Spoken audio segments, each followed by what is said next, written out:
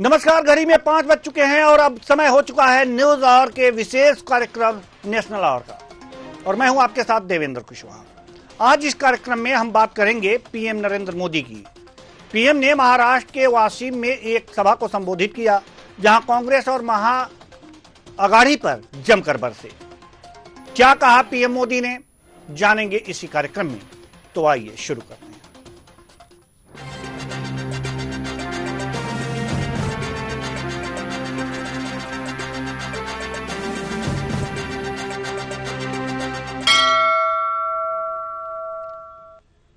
वाशिम में पीएम ने महाविकास अघाड़ी की सरकार और कांग्रेस को निशाने पर लिया है। पीएम ने कांग्रेस और उनके सहयोगियों पर न सिर्फ भ्रष्टाचार के आरोप लगाए, बल्कि योजनाओं पर रोक लगाने और झूठे वादे करने की बात कही। साथ ही साथ बंजारा समुदाय के साथ अन्याय करने का भी आरोप लगाया।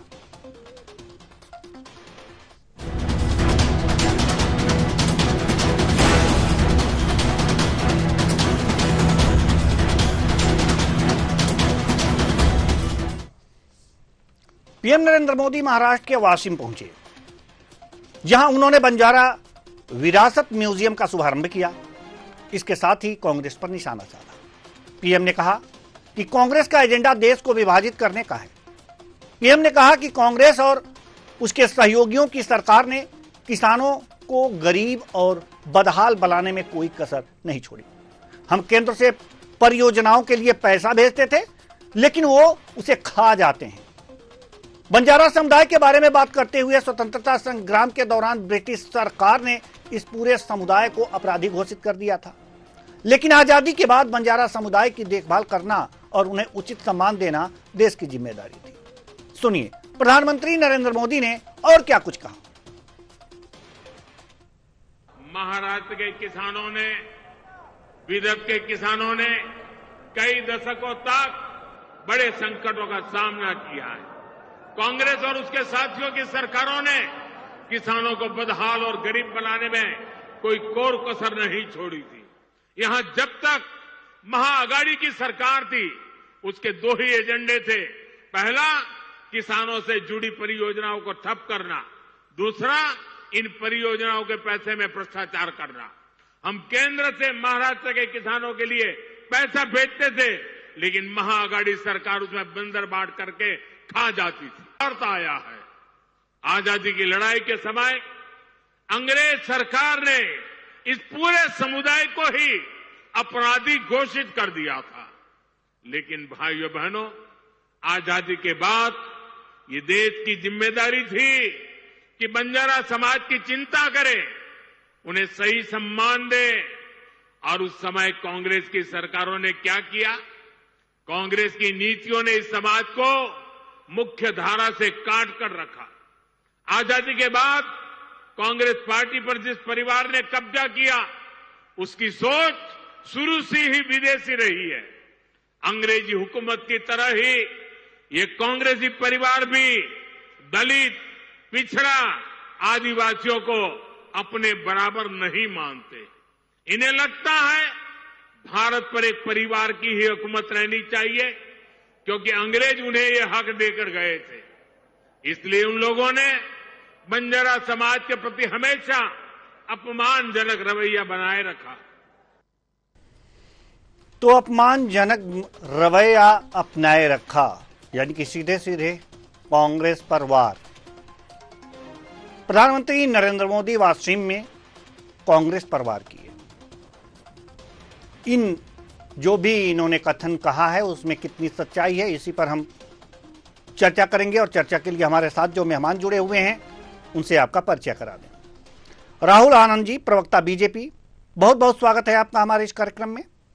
अनिल सिंह चौहान जी, प्रवक्ता कांग्रेस, आपका भी बहुत बहुत स्वागत है हमारे इस कार्यक्रम में। डॉक्टर आलोक सोती, राजनीतिक विश्लेषक, आपका भी बहुत बहुत स्वागत है हमारे इस कार्यक्रम में। प्रधानमंत्री नरेंद्र मोदी वाशिम, महाराष्ट्र के वाशिम में जनसभा को संबोधित किया। महाविकास अघाड़ी कांग्रेस पर खूब तीर छोड़े। तो सबसे पहला हक प्रश्न का जवाब देने का कांग्रेस प्रवक्ता का ही बनता है। अनिल सिंह चौहान जी हमारे साथ मौजूद हैं। प्रधानमंत्री जी ने जो बातें कही हैं उसमें कितनी सच्चाई कांग्रेस देख पाती है? देवेंद्र जी, आपको और सभी पैनलिस्टों को और आपके विद्वान दर्शकों को मेरा नमस्कार। जी नमस्कार। देखिए, वो किसानों की बात कर रहे हैं जिन्होंने 3 काले कानून के माध्यम से किसानों का गला घोटने का प्रयास किया। 700 किसानों की शहादत तक उनको आंदोलनजीवी, आतंकी, नक्सली, पता नहीं क्या क्या बोल ली। उसके बाद जब उनको समझ में आया कि जमीन खिसक रही है, किसान पूरे देश में आंदोलित है, तो उन काले कानूनों को वापस लेने का काम किया। वो जो किसानों को आज तक एमएसपी को विधिक लीगल राइट नहीं बना पाए किसानों का, पूरे देश में जिन्होंने कभी किसानों के कर्ज माफी की बात सोची तक नहीं, 24 लाख करोड़ रुपए अपने चंद मित्रों का माफ कर दिया। पूरे देश में मुश्किल से 2 लाख 2.5 लाख करोड़ कर्जा होगा किसानों का, नहीं माफ कर पाए। हेयर कट और राइट ऑफ के नाम पर देश का पूरा संसाधन लुटा दिया गया, पूरा पैसा लुटा दिया गया।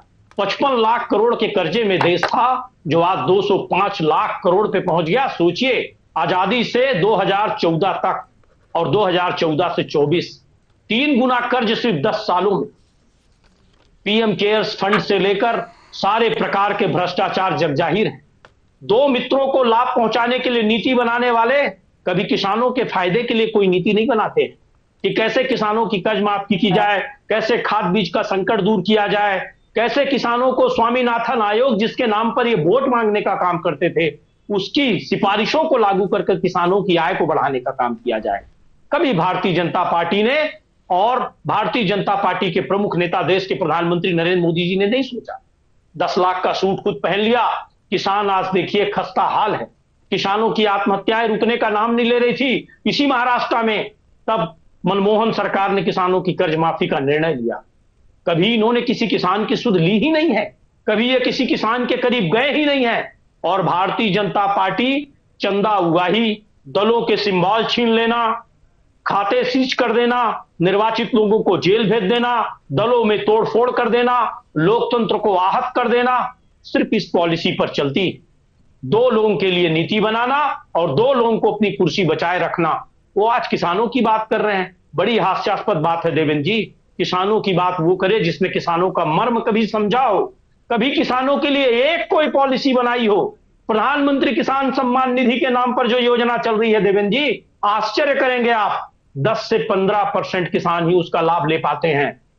जब 80 से 90% किसानों को इस योजना का लाभ ही नहीं मिल पा रहा है, तो किस बात की सम्मान निधि, किस बात के लिए आप किसानों को बेवकूफ बनाने का काम कर रहे हैं? किसानों को ठगने और छलने का काम भारतीय जनता पार्टी और प्रधानमंत्री करते हैं। धार्मिक उन्माद, मंगलसूत्र, मुजरा की राजनीति ये करते हैं। कभी पद के अनुरूप इन्होंने जनता की भलाई का काम नहीं किया। जी राहुल आनंद जी, प्रवक्ता बीजेपी, ढेर सारे पीएम के आरोप और आरोप के बाद कांग्रेस प्रवक्ता के प्रत्यारोप। अब आप कई बारी जवाब दीजिए। बात यह है ना कि लिखन के सामने बकंत का नहीं चलता है। और जहां तक मेरी समझ है कि माननीय प्रधानमंत्री जी ने जो बातें कही, आप बताइए 2014 के पहले क्या कभी आपने कभी सुना था किसी के मुख से कि किसान सम्मान निधि का वितरण किया जा रहा है? 2014 के पहले कभी आपने सुना था क्या कि किसानों के लिए एक नए बाजार की तलाश की जा रही है? 2014 के पहले आपने सुना था क्या कि किसानों के लिए रेल सेवा की शुरुआत की जाएगी ताकि अपने उपज को एक जगह से दूसरी जगह वो भेजा जा सके? देखिए, हम कामगार हैं, हम नामदार नहीं है, ये बहुत पहले से स्पष्ट है। जो लोग इस बातों को कह रहे थे कि स्वामीनाथन की रिपोर्ट की चर्चा कर रहे थे और बहुत सारी चीजों को कह रहे थे, लेकिन मैं उनसे बस एक भौतिक एक ऐसा प्रश्न पूछ रहा हूं जिसका जवाब हो सके तो इनके पास होना चाहिए। 2014 में चावल का एमएसपी का रेट क्या था और 2023-24 की अगर हम बात कर ले, उस समय चावल का एमएसपी रेट क्या है, गेहूं क्या था और अब क्या है? देखिए, कहने के लिए बहुत सारी चीजें हैं जो गिनाई जा सकती हैं और करने के लिए बहुत सारी चीजें हैं जो की जा सकती है और भारतीय जनता पार्टी ने हमेशा किया है। और जो लोग एक मुद्दा बनाने की, जी आप कुछ कह रहे थे क्या? नहीं, आप जारी रखिए।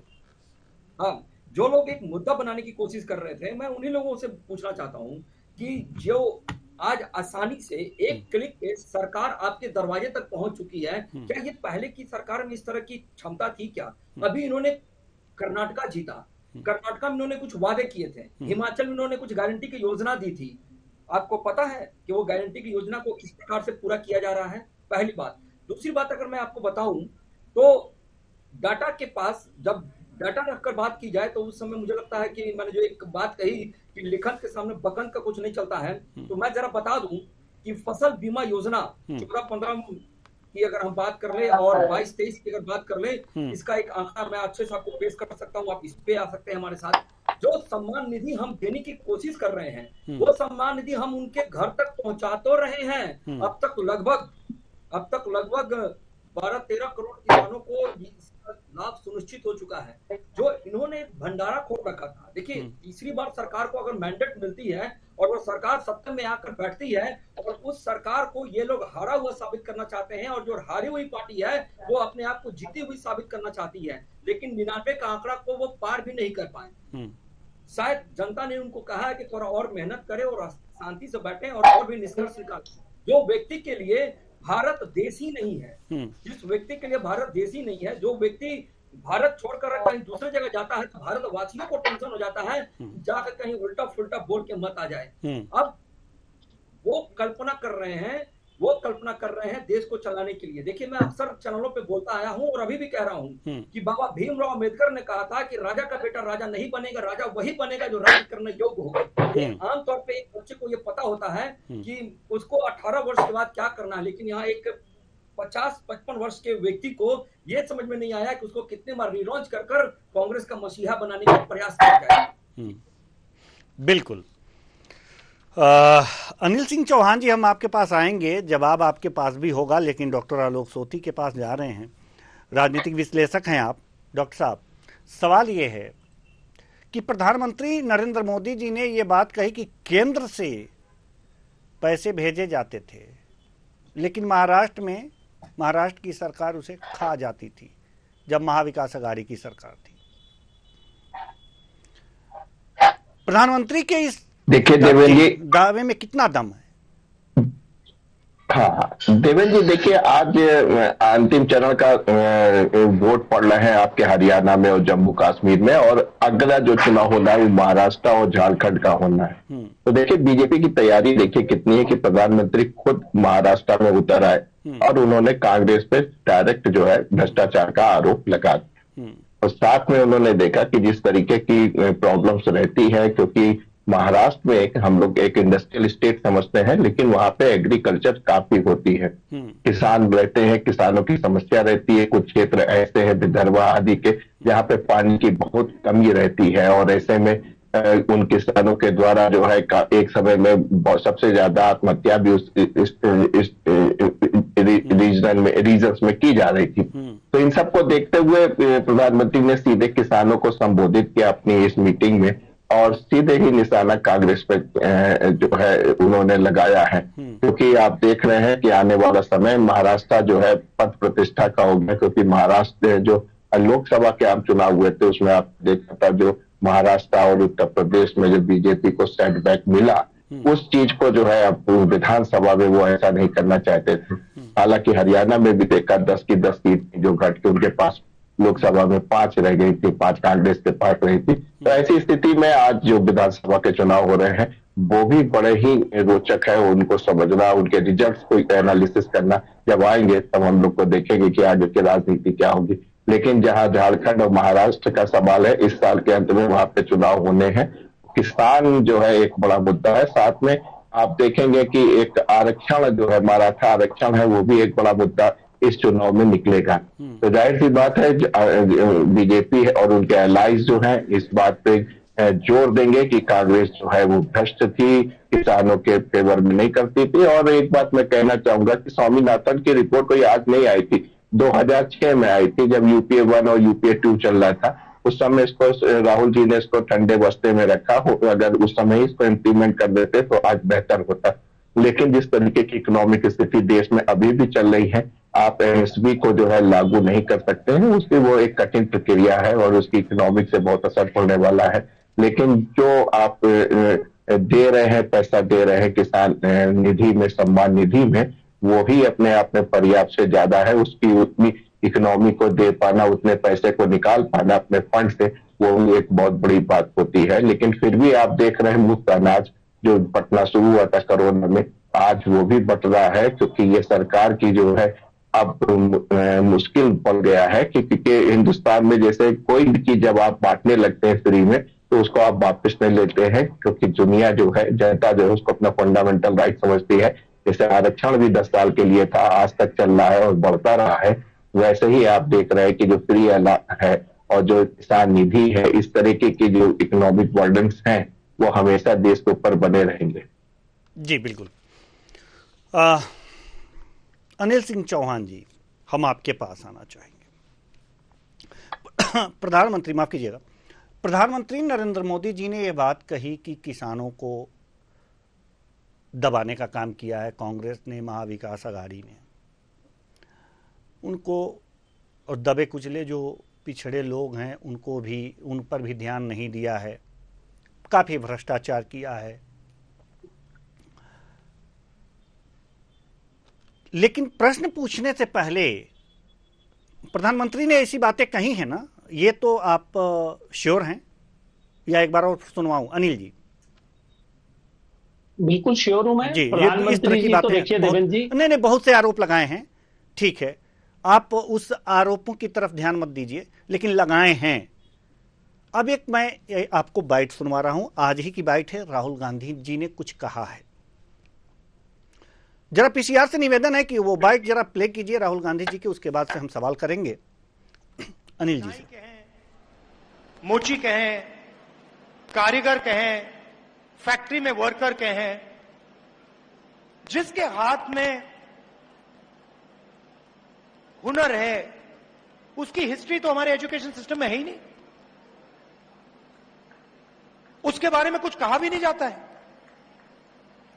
उन्होंने क्या किया, कैसे किया, क्या उनके खिलाफ डिस्क्रिमिनेशन हुआ, क्या उनको सहना पड़ा, वो तो है ही नहीं। मैं अपना एक्सपीरियंस बता रहा हूं, पता नहीं शायद आपने स्कूलों में पढ़ा हो, मैंने स्कूल में ना दलितों की हिस्ट्री नहीं पढ़ी, ना दलितों की हिस्ट्री पढ़ी, ना पिछड़ों की हिस्ट्री पढ़ी। आपने सुना राहुल गांधी जी ने क्या कहा?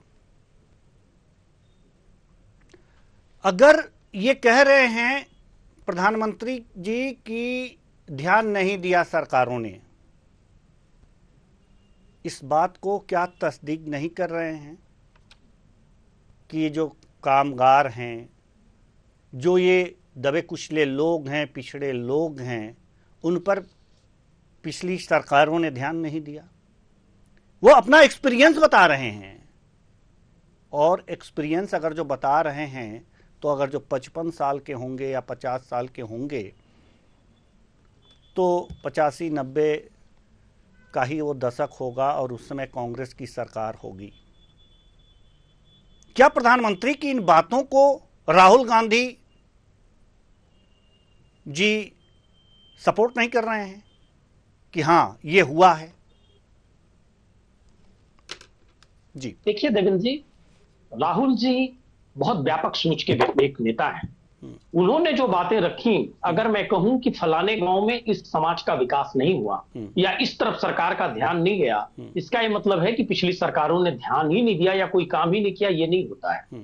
वो एक अलग व्यापक सोच रखते हैं। उनका कहना है जो हुनरमंद लोग हैं उनको भी अवसर आना चाहिए। उनका अगर कहीं शोषण हुआ है, कहीं उनको मौका नहीं मिला है, तो अवसर अब सरकारों को खोजना चाहिए। राहुल जी मोदी जी की तरह सिर्फ भारतीय जनता पार्टी पे वार करना, उस व्यापकता को समझिएगा। भैंस की बात करना, मुजरे की बात करना या धर्म विशेष को टारगेट करना, इतनी तुच्छ राजनीति या इतनी तुच्छ टिप्पणी नहीं करते, वो गरिमा के विपरीत होता है।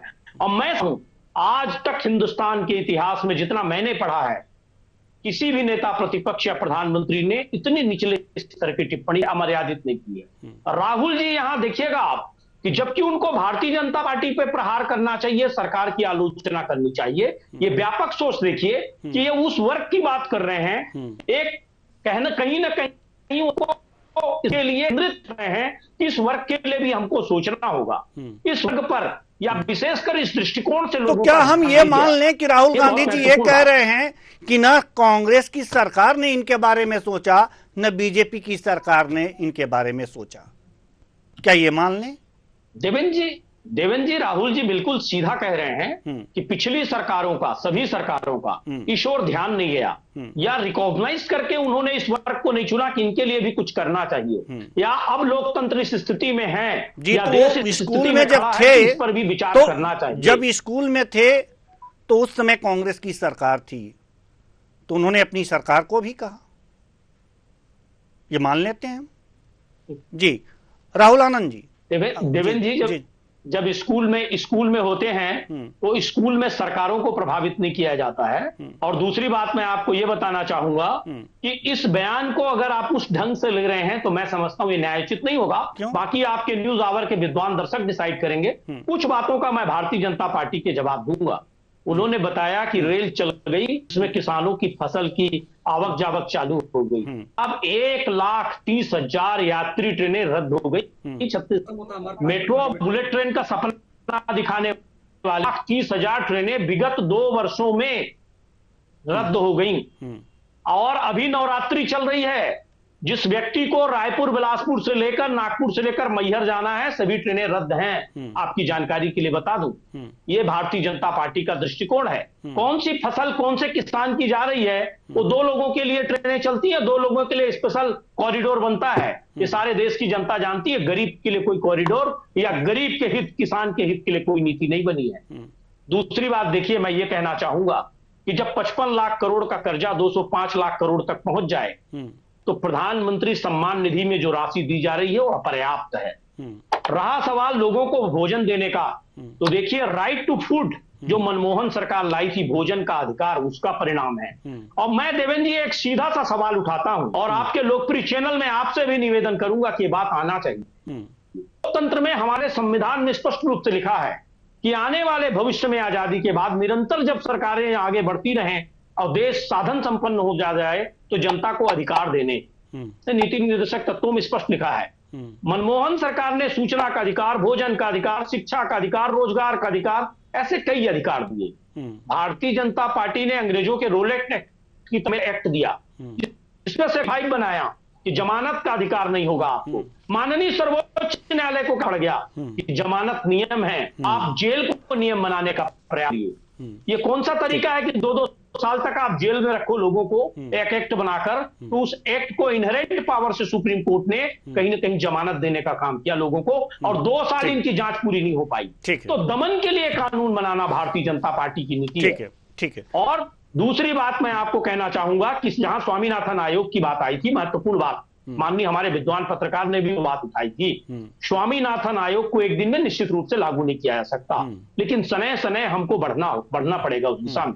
कृषि उपकरणों पे जीएसटी लगा देना, खाद यूरिया का संकट पैदा कर देना, 4 गुना उसकी कीमत बढ़ा देना, और उसके बाद प्रधानमंत्री निधि में 2,000 दे देना, ये न्याय संगत है देवेंद्र जी? आज आप देखिए किसान की लागत कितनी बढ़ गई है फसल में, से यूरिया की कालाबाजारी चल रही है, किस कदर से किसानों को बिजली महंगी मिल रही है, किस कदर छोटे छोटे कृषि उपकरण, खाद, बीज सब महंगे हो गए हैं। तो क्या इस पर विचार करने की जरूरत नहीं? और मुद्रा का अवमूल्यन मैं आपको बताना चाहता था, जो 1 रुपए की वैल्यू थी वो आज 20 पैसे नहीं रह गई है, 5 गुना। ये मैं नहीं कह रहा हूं, रिजर्व बैंक ऑफ इंडिया के आंकड़े देख लीजिए कि 10 रुपए आप 2 रुपए के बराबर होते जा रहा है। ये 14 से 24 का अंतर है। तो आप मूल्यांकन कर रहे हैं और फिगर आंकड़ेबाजी करके आप जनता को बेवकूफ की कोशिश कर रहे हैं। तो देखिए, भारतीय जनता पार्टी की सरकार सिर्फ 2 लोगों के लिए नीति बनाती है, तभी जो 1000 नंबर से पीछे था एशिया में, आज एशिया का सबसे बड़ा अमीर आदमी है। मैं नाम नहीं लूंगा आपके लोकप्रिय चैनल पर, एक दर्शक जानता है तो कौन सा व्यक्ति है जिसके लिए अमित शाह जी और मोदी जी और पूरी भारतीय जनता पार्टी की सरकार देश के राहुल आनंद जी किसानों का जो सार्वजनिक उपक्रम है, राहुल आनंद ये नहीं बनाए हैं आज तक। क्या है ना कि जो हमारे कांग्रेस के भाई साहब बैठे हैं ना, उनके पास इतना फ्रस्ट्रेशन है कि वो बोले ही जा रहे हैं, आपकी बातों को भी वो नजरअंदाज कर रहे हैं। क्योंकि क्या है कि आप कब से इनको कह रहे थे कि रुकिए, लेकिन फिर भी ये हमको कोई पता नहीं क्यों पता नहीं क्यों ये बातों को ये लोग सुनना देश हमको फ्रस्ट्रेशन नहीं दे पाए, आप क्या देंगे? वो बंजारों की बात कर रहे थे ना मोदी जी कि वो विरोधी थे, सबको अपराधी मानते थे, अंग्रेज अपराधी मानते थे और आप भी मानते हो, लेकिन देश हित में कांग्रेस का कोई सैनिक कभी नहीं झुका है। आप क्या झुका पाएंगे? आप जेल भेज लीजिए, झूठे मुकदमे दर्ज कर लीजिए, निर्वाचित मुख्यमंत्रियों को जेल भेज दीजिए। जेल से तो साहब अंग्रेज इस लोकतंत्र को नहीं चला पाए, इस देश को नहीं संभाल पाए, आप क्या संभालोगे? ये बल प्रयोग, ये जेल भेज देना, ये अत्याचार करना, दलों को समाप्त कर देना, चिन्ह छीन लेना, खाते सीज कर देना, ये जो अघोषित इमरजेंसी आपने लगा रखी है 2 लोगों के लिए, पूरे देश के संसाधन कैसे 2 लोगों को सौंप देना, ये खेल जनता समझ रही है। देश का खजाना खाली कर देना, कर्जे से दे देना और 2 लोगों का खजाना कैसे भरा जाए, ये भी देश की जनता देख रही है। ईडी, आईटी, सीबीआई के माध्यम से चंदा वसूली करना केंद्रीय एजेंसियों से, ये भी देश की जनता देख रही है। 18 करोड़ प्रति किलोमीटर की सड़क 250 करोड़ में बनवाना, ये भी देश की जनता देख रही है। जो आपके बनाए हुए पुल ढह रहे हैं 6 साल 6 साल में, वो भी देश की जनता देख रही है। देश को लूटने वाले लोग हैं आप लोग, और 2 पूंजीपतियों के लिए। ठीक है अनिल जी राहुल आनंद जी की बात सुन लेते हैं। जी अनिल जी राहुल आनंद जी की बात सुन लेते हैं। जी स्थापित करना चाहते हैं। जी राहुल आनंद जी आराम से। जी देखिए क्या है ना कि एक सभ्य वातावरण में जब बातें होती है तो सुनने का सामर्थ्य भी बनता है, और कांग्रेस ने अपने लोगों को ये सिखाया ही नहीं कि आपको कैसे करना है। इनके राष्ट्रीय प्रवक्ता ही इस तरह का बिहेव करते हैं, तो खैर हमारे कांग्रेस के भाई क्यों ना करें चीजों को। लेकिन क्या है यार, नाथूराम गोडसे आपकी विचारधारा का था, और ये जितनी चीजें गिना रहे थे, ये जितनी चीजें गिना रहे थे, विचारधारा को भी मारने वाले लोग हैं आप लोग। कुछ प्रयास कर रहे हैं, धर्म के नाम पर देश को बांट रहे हैं, जाति के नाम पर बांट रहे हैं, हिंसा फैला रहे हैं। मणिपुर जल रहा है, प्रधानमंत्री को कहिए महाराष्ट्र नहीं मणिपुर का दौरा करें। मणिपुर में उनकी आवश्यकता है, कहाँ है अमित शाह जी? क्या वहीं जाएंगे जहाँ खनिज संसाधन और अपने उद्योगपति मित्रों को मलाई दे सकें? मणिपुर कौन जाएगा साहब? बंगाल चल रहा है। राहुल जी से कहिए बंगाल भी घुमाए, थोड़ा बांग्लादेश के बारे में भी सोच ले जी। बड़ा और बंगाल भी हो या जरा, बेटियों के साथ हुआ है। ठीक है जी नहीं ठीक है बिल्कुल तकलीफ होगी जी। आपको तो दोनों पक्षों में संतुलन, दोनों ही पक्ष का ले रहा हूँ। भारतीय जनता मैं राहुल को भी देख रहा हूँ और मोदी देख रहा हूँ, मैं दोनों को देख रहा हूँ। मैं राहुल को देख रहा हूँ, बंगाल में डॉक्टर बेटी के साथ हुआ, आप बिल्कुल चुप बैठे रहे, आप मुंह सीले रहे। ऐसा ही करेंगे बंगाल में जब रेप हुआ पहले राहुल गांधी ने भाषण दिया, अपना ज्ञान दुरुस्त करिए, गए थे वहां पे, भाषण दिए थे। बिल्कुल आप कह रहे हैं, वो गोदी मीडिया जो शब्द आया है आप ही के जैसे लोगों के लिए आया है। नहीं देखिए नहीं अनिल जी, हम आपसे नहीं भारतीय जनता पार्टी नहीं अनिल जी हम आपसे सहमत नहीं है, हम आपसे सहमत नहीं है। अपना स्तर नहीं, डॉक्टर आलोक सोती जी निष्पक्ष राय रखते हैं, डॉक्टर आलोक सोती जी निष्पक्ष राय रखते हैं। आज तक थोड़ा सा शांत हो जाइए, थोड़ा सा शांत हो। हमें अपना कर्तव्य न बनाइए। ठीक है, मेरा 60 साल उम्र हो गई, मैंने दुनिया को बहुत करीब से देख लिया है मान्यवर। ठीक है, आप भाषण दे रहे, इतना कोई बोलने नहीं देता है। नेशनल टीवी पे आप भाषण सुनने के बैठे क्या इनका? ठीक है तो बार बार रिपीट कर रहे हैं बगैर तथ्यों के साथ। ठीक है अनिल जी ये मंच पे गाइए, ये मंच नहीं है इस तरीके का भाषण देने का। ठीक है अनिल जी किसी के निष्पक्षता, देखिए कांग्रेस का कार्य, देखिए बिल्कुल कर रहे हैं। देखिए कांग्रेस की दिक्कत यही है ना कि कहीं भी अगर जो अपने पक्ष में कुछ होता नहीं दिखा तो सामने वाले की निष्पक्षता पे सवाल खड़े हो जाते हैं। नहीं, आप मुझे बताइए, मैंने उन पर कोई सवाल उठाया था? मैंने तो भारतीय जनता पार्टी क्या बिल्कुल नहीं। अब थोड़ा सा शांत हो जाइए, सबको अपना अपना पक्ष रखने दीजिए, सबको अपना अपना पक्ष रखने दीजिए, सबको अपना अपना पक्ष रखने दीजिए। अरे थोड़ी स्थान डॉक्टर आलोक पर इनको क्यों बुरा लगा? न्यूज आवर के लोकप्रिय, अरे मेरे को कोई फर्क नहीं पड़ता। ठीक है अब शांत रहेंगे, अब थोड़ा शांत रहेंगे, शांत रहिए, मजबूर मत कीजिए अनिल जी मजबूर मत कीजिए। हमारे अन्य मेहमान भी हैं, उनको अपना पक्ष रखना है। दर्शकों से निवेदन ठीक है, करूंगा कि ठीक। माननीय पत्रकार महोदय की ठीक। निष्ठा पर। अरे यार इनको चुप करा यार, किसको पकड़ लाते हो? ये कोई मंच थोड़ी ना पकड़ दे रहे। ठीक है, ठीक है, यार ठीक है, देवेंद्र, आप ठीक। किसको पकड़ लाते हैं? जी जी जी जी जी मोदी जी अनिल जी, तकलीफ अनिल नहीं जी हो रही, मजबूर आप मत कीजिए, जा अनिल रहे जी, हैं। अनिल जी मजबूर मत आपको कीजिए, यही नहीं मालूम अनिल जी कि मजबूर मत इलेक्ट्रॉनिक कीजिए मीडिया मुझे, पे कहते हो कितना अनिल जी समय मजबूर बोलना मत कीजिए चाहिए। मुझे, मजबूर मत कीजिए, ऑडियो आपका डाउन कराना पड़े प्लीज सर, मजबूर मत कीजिए, मेहमान हैं आप लोग। मैं तैयार हूं उसके लिए जी। आप मुझे अपने चैनल से हटा दीजिए, मैं तैयार हूं। नहीं नहीं नहीं, आप शांत रहिए, पक्ष रखने दीजिएगा। नहीं नहीं, किसी दूसरे को भी पक्ष रखने दीजिएगा, किसी दूसरे को पक्ष रखने दीजिएगा। शांत रहिए, शांत रहिए। डॉक्टर आलोक सोती जी, डॉक्टर आलोक सोती जी, सवाल यह है कि हमने 2 वीडियो दिखाए, 2 एम्बियंस दिखाए, प्रधानमंत्री नरेंद्र मोदी जी के और एक राहुल गांधी जी के। क्या लगा आपको? लिमिट में गए भैया रोक। देखिए दोनों अपनी अपनी बात कर रहे हैं जी। क्योंकि उनको महाराष्ट्र में अब चुनाव है, झारखंड में चुनाव है, और आप देख रहे हैं कि आज जो है अंतिम दौर चल रहा है और अगला चुनाव महाराष्ट्र और झारखंड में है।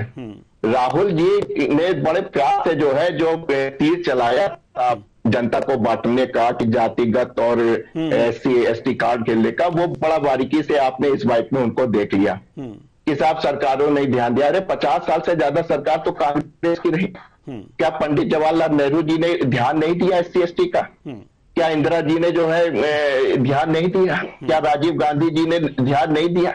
उस समय जो है आपके जो शिक्षा मंत्री थे जो लिख रहे थे, रोमिला थापर जी लिख रही थी, रामचंद्र गुहा जी लिख रहे थे, छोटे इरफान साहब लिख रहे थे, तो क्या उन्होंने इन जातियों के लोगों को या इन जो आते हैं अनुसूचित जनजाति, अनुसूचित जनजाति के उनके जो महान व्यक्ति थे, जो उनका महान कंट्रीब्यूशन था, क्या उसके बारे में नहीं लिखा? सब कुछ लिखा गया है, ऐसा कोई बात नहीं है।